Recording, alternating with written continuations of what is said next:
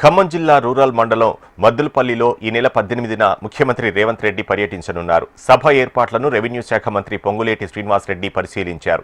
ముఖ్యమంత్రి రేవంత్ రెడ్డి పాత ఉమ్మడి జిల్లాల్లో తిరిగే కార్యక్రమంలో భాగంగా ఈ నెల 18న పాలేరు నియోజకవర్గంలో పర్యటిస్తారన్నారు. 362 కోట్ల రూపాయల అభివృద్ధి పనులు ప్రారంభం కానున్నాయని ఆయన తెలిపారు.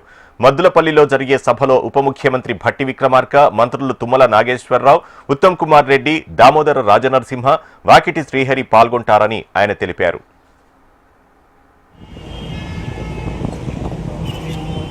యూనివర్సిటీకి సంబంధించిన బిల్డింగ్ ఫౌండేషన్కి సంబంధించి, అదే రకంగా నర్సింగ్ కాలేజీకి సంబంధించి, అదే రకంగా నీటిపారుదల శాఖకు సంబంధించిన మున్నేరులో నీరు వృధాగా కృష్ణాలో ప్రవహిస్తుంది, కృష్ణాకి వెళ్తుంది మున్నేరు నీరు. ఆ నీటిని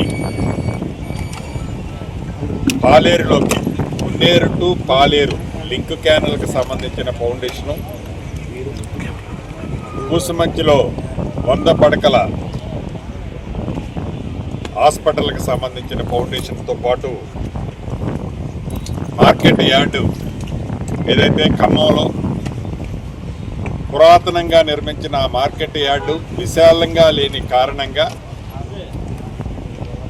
ఉమ్మడి ఖమ్మం జిల్లానే కాకుండా పక్క జిల్లాలైన మహబాదు, ఇటు సూర్యాపేట నుంచి మిర్చి పండే టైంలో, మిర్చి కోతకొచ్చే టైంలో లక్షలాది మిర్చి బ్యాగులు అంటే రైతులు తీసుకొస్తుంటే యాడికి అది విపరీతంగా ఇబ్బంది అవుతుందని తలంచి దాన్ని మద్దులపల్లి దగ్గర ఒక కొత్త మార్కెట్ స్థాపించడం జరిగింది.